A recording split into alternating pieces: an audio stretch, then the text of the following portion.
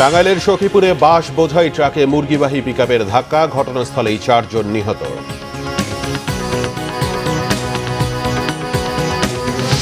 বৃহস্পতিবার পেশ হবে 9,38,000 কোটি টাকার বাজেট।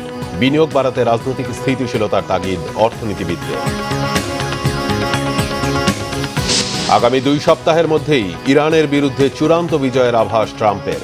যুক্তরাষ্ট্র আলোচনায় আগ্রহী নয়, মন্তব্য ইরানের পার্লামেন্ট স্পিকারের। দেখছিলেন গ্রাউন্ড সিমেন্ট সংবাদ শিরোনাম, এবার বিস্তারিত। টাঙ্গাইলের সখীপুরে দাঁড়িয়ে থাকা বাঁশ বোঝাই ট্রাকের পেছনে মুরগি বোঝাই পিকআপ ভ্যানের ধাক্কায় পিকআপের চালক সহ 4 জন নিহত হয়েছে। এ ঘটনায় ট্রাকের একজন গুরুতর আহত হয়েছে। ভোর 4:30টার দিকে সখীপুর সাগর দিঘি সড়কের কালিয়া ঘোনারচালা এলাকায় এ দুর্ঘটনায় নিহতরা হলেন পিকআপের চালক নুরনবী, হেলপার রফিকুল, সাগর ও সুমন। লাশগুলো থানায় নিয়ে গেছে পুলিশ। আহত জহিরুল ইসলাম ট্রাকেই ছিলেন। স্থানীয়রা জানান, বাঁশ বোঝাই ট্রাকটি ঘটনাস্থলে দাঁড়িয়েছিল। এ সময় ঢাকাগামী মুরগি বোঝাই পিকআপ ভ্যানটি সেখানে দাঁড়িয়ে থাকা ট্রাকের পেছনে ধাক্কা দেয়। এতে ঘটনাস্থলেই পিকআপের 4 জন নিহত এবং 1 জন আহত হন। ব্যবসার পরিবেশ ঠিক না করে বিনিয়োগ বাড়ানোর আশাকে অমূলক বলছেন অর্থনীতিবিদরা।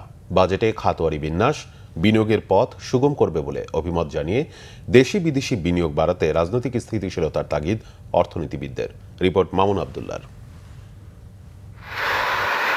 জ্বালানি সংকট এবং দুর্বল ব্যাংকিং খাত নিয়ে এমনিতেই দেশের অর্থনৈতিক অবস্থা টালমাটাল।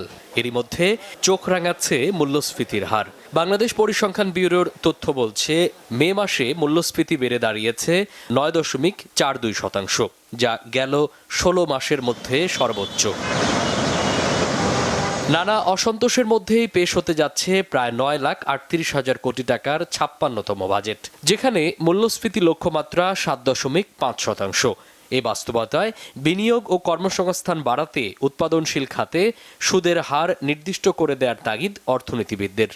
ব্যক্তি খাতের বিনিয়োগ এখন যেহেতু সর্বনিম্ন পর্যায়ে আছে, এখান থেকে ঘুরে দাঁড়াতে হলে সরকারকে প্রধান যে 3টি জায়গায় দেখতে হবে, তার মধ্যে একটি হলো জ্বালানি নিরাপত্তা, 2 হলো যে ব্যবসা তৈরি করার ক্ষেত্রে যে অবকাঠামোগুলো আছে সেই অন্যান্য অবকাঠামোগুলো দেওয়া, লজিস্টিক্স, পোর্ট, রাস্তাঘাট এইটা, আর 3 হলো আইন শৃঙ্খলা পরিস্থিতি সহ সার্বিকভাবে আমাদের যেই স্থিতিশীলতা আছে সেইটাকে আনা।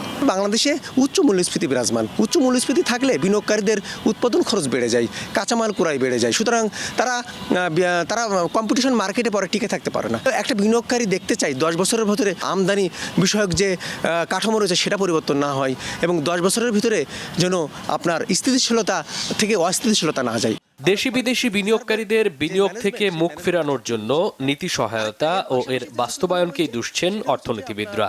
বলছেন, খরচ বেড়েছে ব্যবসা পরিচালনে, যেখানে খরচ বাড়লে নতুন বিনিয়োগের আশায় গুড়ে বালি। কর্মসংস্থানের অবস্থা হবে আরও খারাপ।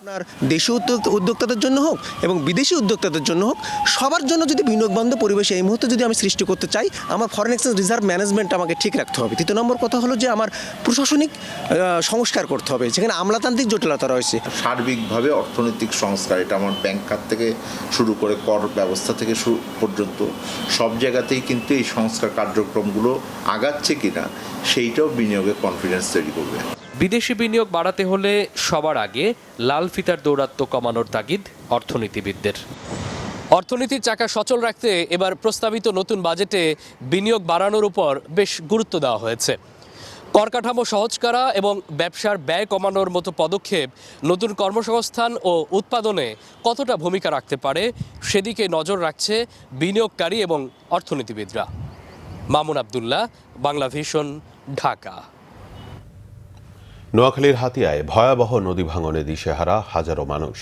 একের পর এক ভাঙনে বিলীন হচ্ছে বিস্তীর্ণ এলাকার বসতভিটা, বাজার ও শিক্ষা প্রতিষ্ঠান। সহায় সম্বল হারিয়ে মানবেতর জীবনযাপন করছেন নদীপাড়ের বাসিন্দারা। নোয়াখালী প্রতিনিধি মোহাম্মদ হাসানের তথ্য ছবিতে বিস্তারিত। এক সময় জনবসতির প্রাণচঞ্চল এলাকা ছিল হাতিয়ার চানন্দি ইউনিয়ন, কিন্তু সময়ের ব্যবধানে সেই জনপদের বড় একটি অংশই এখন নদীগর্ভে বিলীন। ভাঙনের থাবায় নিশ্চিহ্ন হয়ে গেছে বসতভিটা, বাজার ও শিক্ষা প্রতিষ্ঠান। প্রায় বর্ষার আগে 2 কিলো ভাঙে গেছে। এ পর্যন্ত আমাদের প্রায় 20,000 ফ্যামিলি ধ্বংস হয়ে গেছে। যদি এই বর্ষার ভিতরে যদি নদী ভাঙা যদি না হয় তাহলে আমাদের আরও অনেক ক্ষয়ক্ষতি হয়ে যাবে। আমাদের কোনো ঢাল কুল এবং কিছু নেই। 7-8 ভাঙা দেওয়ার পরে কি করলাম, প্রকল্প আশ্রয় নিলাম, নেওয়ার পরে এখন যদি এটাও ভেঙে যায় আমরা কোথায় যাই দাঁড়াবো? যেরকম করে ভাঙতে আছে এরকম করে বাংলা না প্রকল্প টিকতে পারবো না। চরমুজিব বাজার থেকে থানারহাট, আলামিন বাজার ও ভূমিহীন বাজার এলাকায় ভয়াবহ নদী ভাঙনে প্রায় 20 কিলোমিটার এলাকা নদীগর্ভে। ভিটেমাটি হারিয়ে 25 থেকে 30 হাজার পরিবার ভূমিহীন, অসহায়। স্থানীয়দের অভিযোগ, নদী ভাঙন রোধে চানন্দি ইউনিয়নের 3 কিলোমিটার এলাকায় জিও ব্যাগ ও ব্লক নির্মাণে 62 কোটি টাকা বরাদ্দ দেওয়া হলেও এখনও প্রকল্পের টেন্ডার প্রক্রিয়া শেষ না হওয়ায় কাজ শুরু হয়নি। আমরা 2 নং চানন্দি ইউনিয়নবাসী নদী ভাঙ্গা সরবরাহ হয়ে গেছি। এখান থেকে নিম্নে এ বর্ষার মৌসুম আসতে আসতে 1200-1300 পরিবার বিচ্ছিন্ন হয়ে অন্য জায়গায় চলে গেছে। জনাব তারেক রহমানের কাছে আকুল আবেদন, আমাদের যে ইমার্জেন্সি আমাদের এই নদী শাসনের কাজটা করে। ভাঙন রোধে বছরের পর বছর মানববন্ধন, সভা সমাবেশ ও প্রতিবাদ কর্মসূচি পালন করলেও দৃশ্যমান কোনো পদক্ষেপ এখনো বাস্তবায়িত হয়নি। আমার ওয়ার্ডের 12 ওয়ানি ভেঙে গেছে। সরকার হস্তক্ষেপ করে আমাদের এই 20,000 ফ্যামিলিকে যেন বাঁচায়, এটা হলো আমার সরকারের কাছে আমার জোর দাবি। নদী ভাঙন রোধে বিশ্ব ব্যাংকের অর্থায়নে 6 কিলোমিটার প্রতিরক্ষা বাঁধের কাজের অনুমোদন হয়েছে বলে জানিয়েছে নোয়াখালী পানি উন্নয়ন বোর্ড। এটি ওয়ার্ল্ড ব্যাংক কর্তৃক অনুমোদিত হয়েছে। ইতিমধ্যে থানারহাট বাজার থেকে 3 কিলোমিটার দরপত্র আহ্বান করে গ্রহণ করা হয়েছে। এটির মূল্যায়ন চলমান।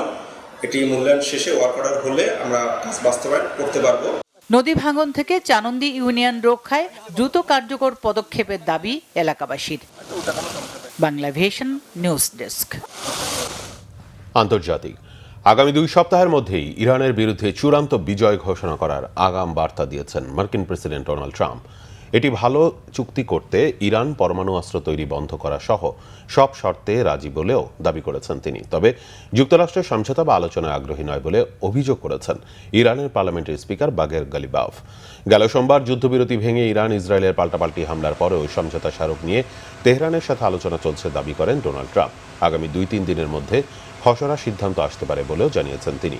ইরান ও যুক্তরাষ্ট্রের শান্তি আলোচনার মূল লক্ষ্য প্রায় অর্জন হওয়ার পথে বলে জানিয়েছেন পাকিস্তানের প্রধানমন্ত্রী শাহবাজ শরীফ। নতুন করে কোনো সংঘাত ঠেকাতে 2 পক্ষকেই সংযত থাকার আহ্বান জানিয়েছেন। তবে সমঝোতা চুক্তি বা আলোচনা কোনো বিষয়েই যুক্তরাষ্ট্রের প্রতি কোনো ভরসা নেই বলে সাফ জানিয়েছেন ইরানের পার্লামেন্টারি স্পিকার বাগের গালিবাফ। যুদ্ধবিরতির ঘোষণা দিয়ে ইরানের নৌবন্দরের ওপর অবরোধ দিয়ে যুক্তরাষ্ট্র যুদ্ধবিরতি লঙ্ঘন করেছেন বলেও অভিযোগ তোলেন গালিবাফ। এই ছিল এখনকার মতো। পরের সংবাদ দুপুর 2টায়, এর আগে একটা রয়েছে নিউজ টপ 10 দেখার আমন্ত্রণ রইল। এছাড়া বাংলাভিশন সংবাদ ও সংবাদ সংশ্লিষ্ট অনুষ্ঠান দেখতে ভিজিট করুন www.bpnews24.com, facebook.com/বাংলাভিশন নিউজ এবং সাবস্ক্রাইব করুন youtube.com/বাংলাভিশন নিউজ। ধন্যবাদ।